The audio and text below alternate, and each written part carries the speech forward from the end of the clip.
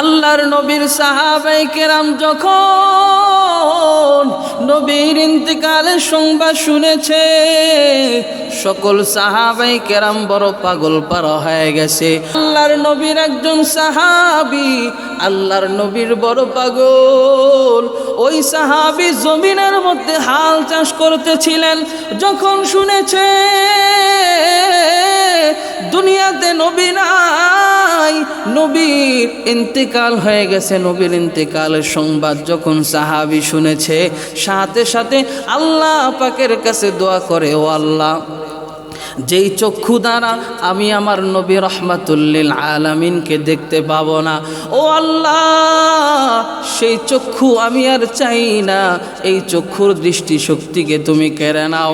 সাথে সাথে ওই সাহাবীর দোয়াকে আল্লাহ পাক কবুল করে তার চোখের দৃষ্টিশক্তিকে তিনি কেড়ে নিলেন। এরে নবীর আশিক উম্মতের দল হযরতে বেলাল রাদিয়াল্লাহু তাআলা আনহু যখন নবীর ইন্তেকালের সংবাদ শুনেছে, নবীর ইন্তেকালের সংবাদ শোনার পর কেমন পাগল পারা হয়ে গেছে।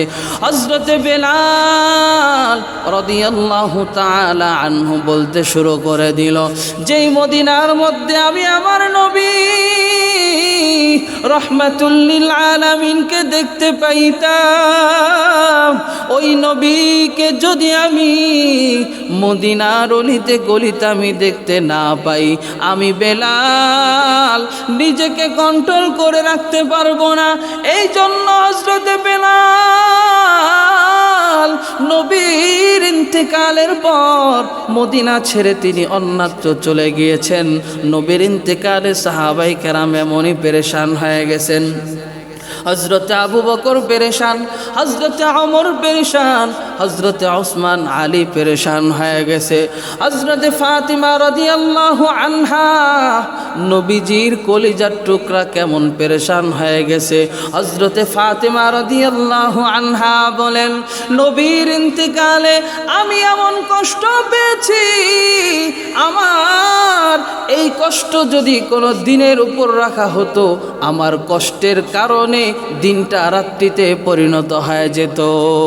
হযরতে ওমরের পেরেশানি ছিল সবচাইতে বেশি, কোনো মানুষের সাহস ছিল না হযরতে ওমরের সামনে গিয়ে বলবে নবীর ইন্তেকাল হয়ে গেছে, কোনো সাহাবীর সাহস ছিল না।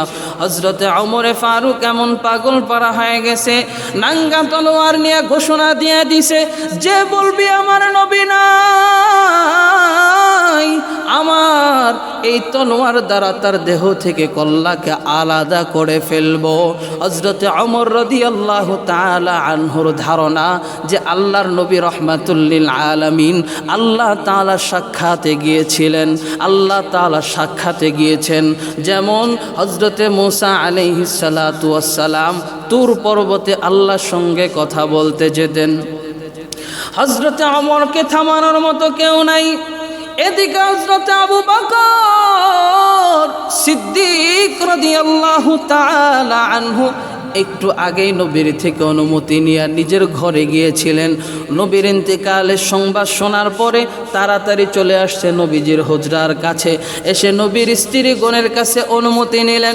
অনুমতি নেওয়ার পর নবীজির ঘরে যখন প্রবেশ করলেন, নবীজির চেহারা মুবারক থেকে হযরতে আবু বকর নবীজির চেহারা মুবারক থেকে চাদরটা উঠাইয়া চুমু খায় এবং নবীকে বলতে থাকে, ও নবী আমার পিতা মাতা সব কিছু আপনার জন্য কোরবান হোক, আল্লাহর শপথ, আল্লাহ তাআলা আপনাকে দ্বিতীয়বার মৃত্যু দিবেন না, যেটা আপনার জন্য অবধারিত ছিল সেটা হয়ে গেছে গো নবী। এর নবীর আশিক উম্মতের দল হযরতে আবু বকর রাদিয়াল্লাহু তাআলা আনহু এরপরে নবীজির হুজরা শরীফ থেকে বাহিরে গেলেন সাহাবায়ে কেরামদেরকে একত্রিত করার জন্য। বাহিরে যাওয়ার পরে দেখে হযরতে ওমরের অবস্থা বড় খারাপ। হযরতে ওমরকে বোঝানোর মতো কেউ নাই, কারো কথা হযরতে ওমর রাদিয়াল্লাহু তাআলা আনহু বুঝতে চায় না। হযরতে ওমর রাদিয়াল্লাহু তাআলা আনহুকে এবার হযরতে আবু বকর সিদ্দিক রাদিয়াল্লাহু আনহু বলেন, আল্লাহ তাআলার কোরআনের আয়াত শোনায়া দিলেন, ইন্নাকা মাইয়িতু ওয়া ইন্নাহুম মাইয়িতুন। ও ওমর, তুমি কি আল্লাহ তাআলার এই বাণী শোনো নাই যে তোমারও নিশ্চয়ই মৃত্যু হবে এবং তাদেরও মৃত্যু হবে? হযরত আবু বকর সিদ্দিক লোকদেরকে মসজিদে নববীর মধ্যে একত্রিত করে তাদেরকে ভাষণ দিতে লাগলেন, তাদেরকে বয়ান দিতে লাগলেন। আল্লাহর নবীর সাহাবী হযরত আবু বকর সিদ্দিক রাদিয়াল্লাহু তাআলা আনহু তিনি মানুষদের উদ্দেশ্যে, সাহাবায়ে কেরামদের উদ্দেশ্যে ভাষণ দিতে লাগলেন। হযরত আবু বকর বলেন, যে ব্যক্তি নবী মুহাম্মদ সাল্লাল্লাহু আলাইহি সাল্লামের গোলামি করত তার জেনে রাখা উচিত নবী মুহাম্মাদের ইন্তেকাল হয়ে গেছে। আর যে ব্যক্তি আল্লাহর ইবাদত করত তার জেনে রাখা উচিত আল্লাহ তাআলা চিরঞ্জীব, তিনি কখনো মৃত্যুবরণ করবেন না, তিনি চিরঞ্জীব। এরপরে সূরাত আলে ইমরানের আয়াত তিলাওয়াত করে লোকদেরকে বললেন, ওয়ামা মুহাম্মাদুন ইল্লা রাসূল قد خلت من قبله الرسل أفإن مات أو قتل انقلبتم على أعقابكم ومن ينقلب على عقبيه فلن يضر الله شيئا। হযরত আবু বকর কোরআনের আয়াত শোনায় দিলেন, ওয়ামা মুহাম্মাদুন ইল্লা রাসূল, নবী মুহাম্মদ একজন রাসূল ছাড়া কিছুই নয়। কদ খালাত মিন ক্বাবলিহির রাসূল, তার পূর্বে অনেক রাসূল অতিবাহিত হয়েছে, নবী মুহাম্মাদের পূর্বে অনেক রাসূলের ইন্তেকাল হয়ে গেছে। আফা ইম্মাতা আও কুতিলা ইনকালাবতুম আলা আকাবিকুম, অতএব যদি নবীর ইন্তেকাল হয় অথবা নবীকে নিহত করা হয় তাহলে কি তোমরা উল্টো পথের দিকে ফিরে যাবে?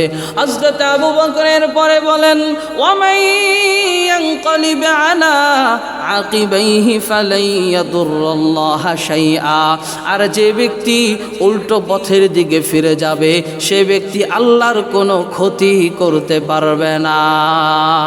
আল্লাহ আল্লাহ কা মুবারক নাম হায়, আল্লাহ আল্লাহ আশিকু কা কাম হায়, আল্লাহ আল্লাহ মিকুনাদ শামসু কমার, আল্লাহ আল্লাহ মিকুনাদ লাইলু নাহার।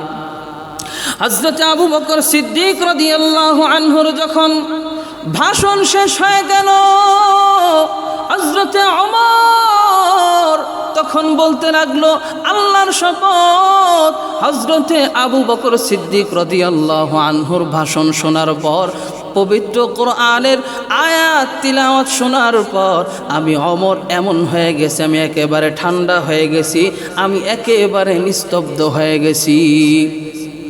এরে নবীর উম্মতের দল, নবীর ইন্তেকালের দিনে সাহাবায়ে কেরামরা কেমন পাগল পারা হয়ে গেছে নবীর জন্য। কিন্তু বড় আফসোসের বিষয়, আমার সোনার বাংলাদেশে এমন কিছু নবীর ভণ্ড আশেক আছে, ভণ্ড আশেক, যারা নবীর প্রকৃত আশেকে রাসূল নয়, যারা নবীর জন্মদিন উপলক্ষে ঈদে মিলাদুন নবী পালন করে, অথচ জন্ম তারিখ নিয়ে, নবীর আগমনের তারিখ নিয়ে অনেক মতভেদ আছে। 12 তারিখ নাও হতে পারে, কিন্তু 12 তারিখে নবী দুনিয়া থেকে বিদায় হয়ে গেছেন। এই তারিখটা সুনিশ্চিত যে নবীজি রবিউল আউয়ালের 12 তারিখে ইন্তেকাল করেছেন।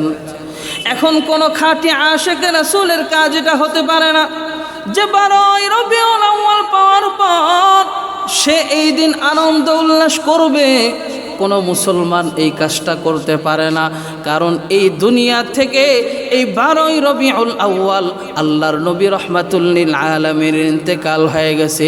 এই জন্য প্রকৃত আশিকে রাসূলের উচিত হবে আল্লাহর নবী দুনিয়া থেকে বিদায় হওয়ার দিনে একটু দুঃখিত হওয়া, যেমন সাহাবায়ে কেরাম নবীর ইন্তেকালে পেরেশান হয়েছে।